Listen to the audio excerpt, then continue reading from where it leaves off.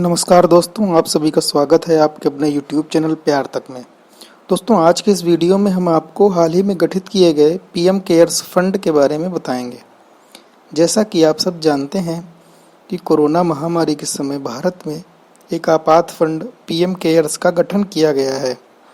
वैसे तो पहले से ही भारत में prime ministers national relief fund PMNRF नाम से एक राष्ट्रीय राहत कोष है, परंतु एक नए कोष पीएम केयर्स के गठन से काफ़ी सुर्खियां भी इस पर बटोरी गईं।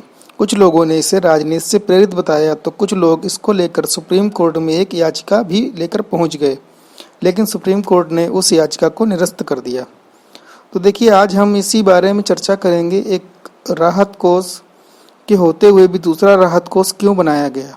क्या दोनों राहत कोष एक ही हैं या दोनों राहत कोष में कुछ अंतर है, कुछ फ़र्क है? अगर ऐसा है तो इसे बनाने की आवश्यकता क्यों पड़ी? सबसे पहले हम prime ministers national relief fund यानी कि PMNRF के बारे में जानकारी लेंगे। तो देखिए दोस्तों, prime ministers national relief fund यानी कि PMNRF की स्थापना जो है वह 1948 में तत्कालीन प्रधानमंत्री पंडित जवाहरलाल नेहरू ने की थी। इस फंड के लिए कोई बजटीय प्रावधान नहीं है, मतलब कि बजट से इस पर कोई धन अलॉट नहीं किया जाता है। इसमें सार्वजनिक योगदान से धन जुटाया जाता है, चंदा। PMNRF व्यक्तिगत रूप से संगठनों से, ट्रस्टों से, कंपनियों से और संस्थानों से आदि से स्वैच्छिक रूप से दिए गए धन को एकत्र करता है और इस एकत्र धन का उपयोग किसी प्राकृतिक आपदा जैसे कि बाढ़, चक्रवात, भूकंप आदि में मारे गए लोगों के परिवारों को तुरंत मदद देने, पुनर्वास करने आदि में किया जाता है। PMNRF का प्रमुख देश का प्रधानमंत्री होता है, यानी कि PMNRF का जो अध्यक्ष होता है वो कौन होते हैं? देश के प्रधानमंत्री होते हैं।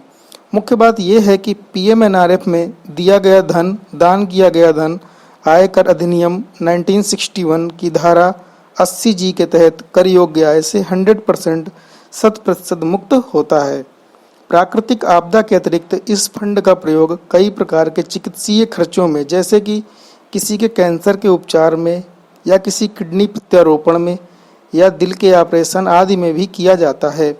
दान की राशि केवल भारतीय बैंकों के माध्यम से प्राप्त की जाती है। इस राहत कोष से धन का वितरण प्रधानमंत्री की विवेक और उनके निर्देशों पर ही होता है। तो ये थी बात PMNRF की। अब दोस्तों, बात करते हैं नए बनाए गए फंड पीएम केयर्स की। दोस्तों, prime ministers citizen assistance and relief in emergency situation fund, जिसका शॉर्ट में नाम है पीएम केयर्स, इसकी स्थापना 28 मार्च 2020 को एक ट्रस्ट के रूप में भारत के प्रधानमंत्री श्री नरेंद्र मोदी जी द्वारा की गई थी। इसे कोविड-19 के खिलाफ लड़ाई में फंड एकत्र करने के लिए इसकी स्थापना की गई है। इसके अध्यक्ष माननीय प्रधानमंत्री जी हैं और इसके सदस्यों में वित्त मंत्री, रक्षा मंत्री और गृह मंत्री शामिल हैं। दोस्तों, पीएम केयर्स फंड में दिया गया जो धन है, दिया गया योगदान है, वह CSR, जिसे कारपोरेट सोशल रिस्पॉन्सिबिलिटी कहा जाता है, के तहत एक योग्य राशि है।